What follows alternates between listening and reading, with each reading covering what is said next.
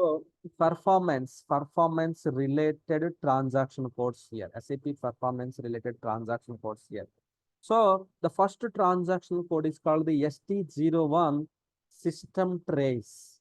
So the ST01 system trace here. So sometimes we may ask like we will get the request from the teams, functional teams or development teams.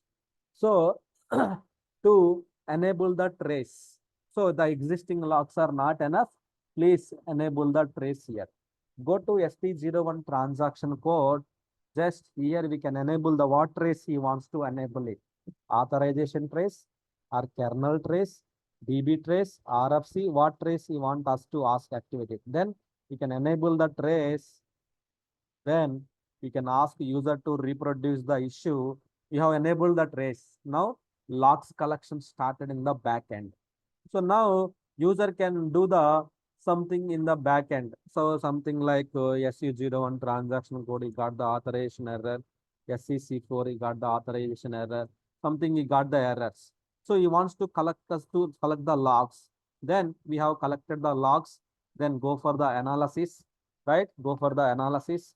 Then just if you execute it here, so you will get the some errors. If any errors, it will be recorded here. If any errors here, so let's remove the dates here. No records. So no records. Currently, it's not recorded anything here, right? So generally, it will record the errors here. Error information will be recorded in the system here. Error information here. So error information will be recorded. So that based on that, our SAP team can fix the issues here. Our SAP team can fix all the issues here. So let me put the star. Yeah, nothing, no records are recorded. So only few minutes we recorded, right? So that's why we need to we need to switch on the trace, system trace, which means, so sometimes functional team may be face some authorization issues. Security may face the issues. So if they are checking the logs, there are no clues. There is no evidence as whether you are facing issue or not. To collect the more logs, to collect the more information, we can just go to ST01. We can enable the trace here. Rare cases, we may get the request to enable it. But ST02 is the tune summary. ST02 is the tune summary here. Tune summary means it's kind of so buffers. Here we can check the buffers, swaps, hit ratio, and SAP memory areas here, right? So tune summary, which means here we can check the buffers. So table buffer, field buffer, program buffer, CUI buffer, screen buffer, calendar buffer. There the buffers are there in SAP. So normally in the SAP, so how the request will flow, let me explain. This is the presentation layer. This is the application layer. This is the database here. In the application, we have buffers. There is small proof of buffers means small bounds are there here in SAP. Buffers. Buffers are like a small temporary storage area here. Temporary storage areas here. So what will happen here? These are the buffers here. These are the application buffers here. So it will suppose table buffer, field buffer, they are the buffers. So how many buffers are there here? Name tab buffer, program, CUI, calendar, there's screen buffers are there. So these are the buffers are there here, buffers. So what exactly happens in the SAP system? Whenever you are accessing some data, whenever you need some transaction, when you want to access it, so if you execute the transaction code, first it will go and check in the buffers, whether the same data is available or not. But because, so the frequently accessed data will be stored into the buffers here.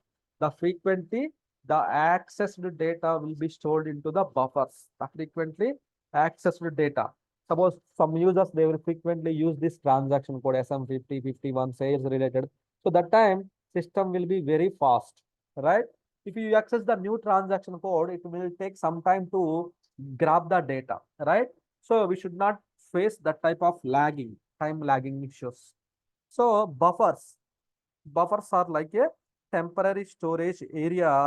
So normally as per SAP request, SAP recommendation, out of 100 requests, 95 percentage of requests should pull the data from the buffers. Only if the 5% 5 requests should go to the database and it will pull the data, it will give the response, it will store the one copy of data here, then it will give the response to the users, right? So buffers means it will store the temporary storage area, temporary storage areas here, right? So normally, if you see here, buffers hit ratio, all are 95 plus only, except one or two, all are 95 plus means system performance is very good. What is the space allocated KB? What is the free? And how are there any swaps are coming or not? Sir, when the swaps will come? Swaps means now zeros. So overflow, so why? Because each buffer, suppose if you take the foreground buffer, this is the 200 KB only, right? This is in the 200 KB only. If the 201 KB, the means the heavy data is coming to the buffers, then overflow will happen. Overflow will happen. Overflow means the buffers overflow will happen, so that so the overflow related details will be flow here. That overflow we will call it as the swaps. That overflow we will call it as the swap here, swaps here. The overflow we will call it as the swaps here, right? Buffer overflow happen. The overflow we will call it as the swaps here. Okay, so that is the swaps here. Suppose example, let me show you. Suppose if I execute the one of the sales related transaction code VL02, see here how much time it is taking to compile it here, which means it will first of all it will check the data into the here. Now it checked it, how much time it's taken? 8,000 milliseconds it's taken here, right? 8,000 milliseconds it's taken here, right? So now second time if I execute the same transaction code VL02 sales related, you got the immediate response. How the 8,000, now it is the 328 milliseconds. Sir, what is the difference here? So VL02 we never used in our system. So we have not used it here. It checked the data, whether the same related data is available here, not. In the buffers, it is not available. Then it went into the database level. It checked in the database level. It pull the data here. Then it one copy of data is stored here. Then it give the response to the users here. Means if the data is not exist, it will go to the database level. It will check. Why? Because from here to here, it should go database level. It should check in the database level. Then it will give the response back to the user, right? So this will happen, right? So that's why there is a delay. That's why we got the sometime delay happened. So why? Because so here suppose if I use the some other transaction code mygo also see loading the data, which means it is pulled the data from the backend systems here. So how much time it's taken? So response time, okay, it got right from.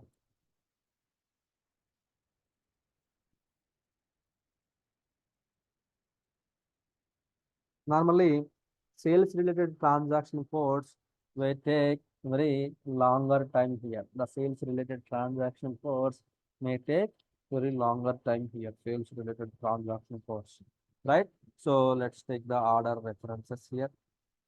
Purchase orders are there.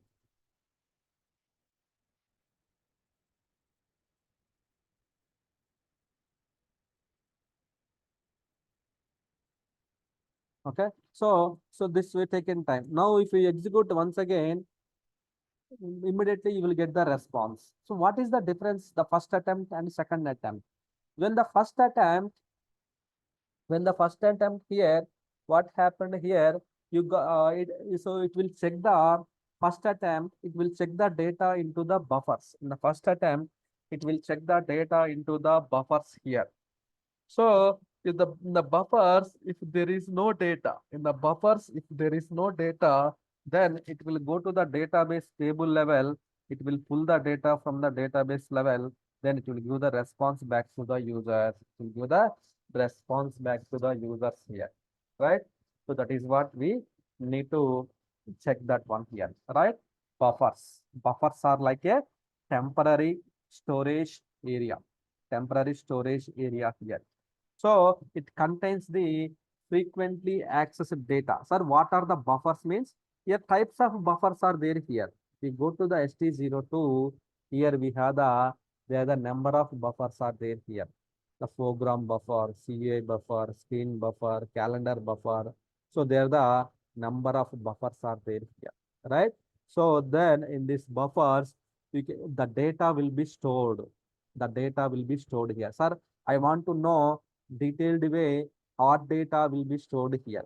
Suppose if you double click on the each buffer, you can see the what are the objects are there in the buffer here. In this buffer, these are the data is available here. This is the program, all the programs here.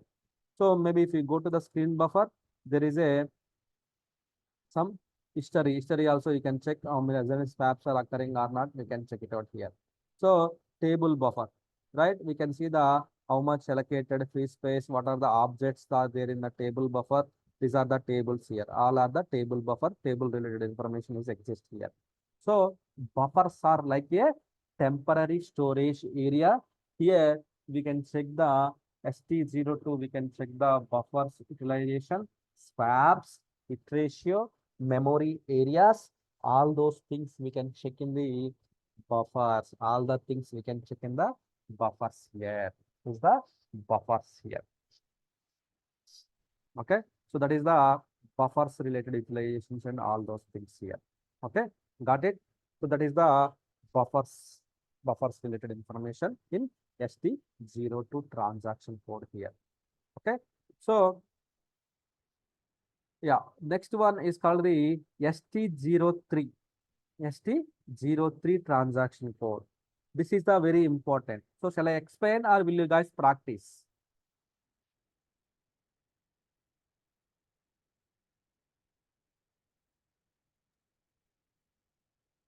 So shall I explain or will you guys practice till now what we discussed?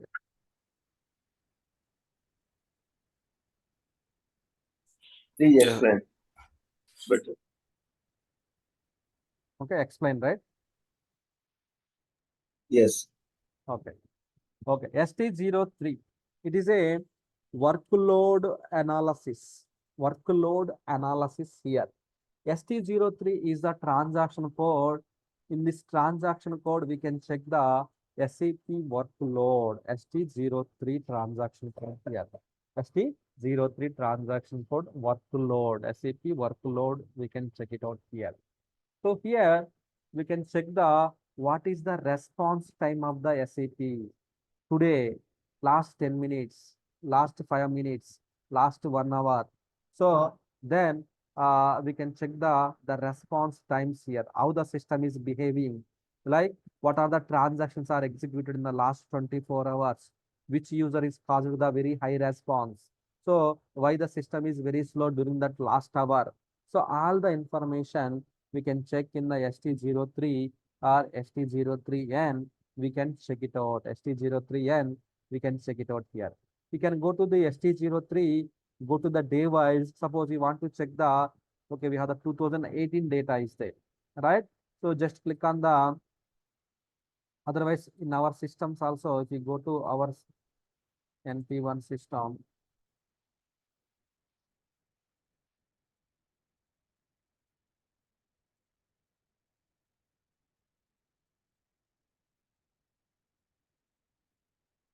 ST03n.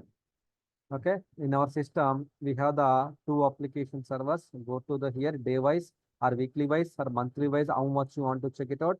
So you can check the 7th related data here. So what happened here? Here we need to check the 7th related, the dialogue response time here. The response time of the dialogues, we need to check it out here. Dialogue response time, we need to check in the here in the dialogue response time, we need to check here, right? That is the response time of the dialogue here. So here, so normally it should, as per the organization, some organization should not be more than average dialogue response time for yesterday means previous day. It should not be a more than 3 minutes, more than 4 minutes here. If yes, more than 4 minutes, very high response time means we need to check the what happened, what transactions are executed in the in this transaction code here, what transactions are executed here, right? Ravi, before this, what is this NP1 underscore 02 and 08? These are the two instances or what? Yeah, we have the two instances, right? Here in the NP1, we have installed the two instances here. SM51, if we go, we have the two instances here. Two instances we created. For the load balancing purpose, we created the two instances. But it really does not require the topic we already completed, right? Does not require, but we can keep it like this one. Okay. Two instances. Each application server, there is a load. We have to calculate it, right? This is the load calculation, workload analysis, SAP workload analysis here. In the starting of the day to ending of the day of the previous day, what are the jobs are executed, what are the users are executed, what users using this transaction, TDIC user, then all the information, which transaction taken the longer time, average time, CPU time, all the information will be available in the ST03 transaction code here, ST03 transaction code here, right? So this is the one. Suppose if you want to check, suppose yesterday someone reported like, so 9 to 10, there is a high number of response time, is 6 to 7, there is a 8 to 9, 9 to 10, there is a response times here, right? There is a response times here. If you check this one, so you will get the clear picture what's happening in the system. So daily, weekly wise, then monthly wise, so you can check the all the things here. Each hour, how much, what is the response time here? All the information we can track it here. Each hour, what is the response time here? All the information we can check it out here. All the information we can each hour, 9th to 10th hour, 10th to 11th hour, 11th to 12th hour, 13th to 14th hour. So means what is the response time in each hour? High response time here. So we have very normal. So but 6 to 7 there is a high response time. You can see 4 digits. If you double click it here, in the 6 to 7, what happened during the day? Here 6 to 7, just to filter the descending ladder, you can check there is a one job RDD, there is a client copies related jobs here. So there is a long running jobs. Because of these two reports or two jobs, we got the heavy response time. We got the heavy response time in the systems here because of this one. So that is the reason we can see these two are very high response are enabled here, right? That is the one thing here, right? So that is the high response times. So basically, this one we can check like this only here, right? ST03 workload analysis. So here we can check the how the system is behaving here. This is also one of the daily monitoring transaction code here. So here we can check the how the systems are behaving in the last 1 hour, last 24 hours. Then are there any issues to the previous day and today, monthly wise, weekly wise? So we can check it out here. How what is the Monday? Monday, what is the system response time here? Dialogue. Only we need to check the dialogue response time only here. Dialogue average response time we need to check here. Dialogue average response time we need to check here. Dialogue average response time means here. So the response time here we can check it out here. How much time it is taking here.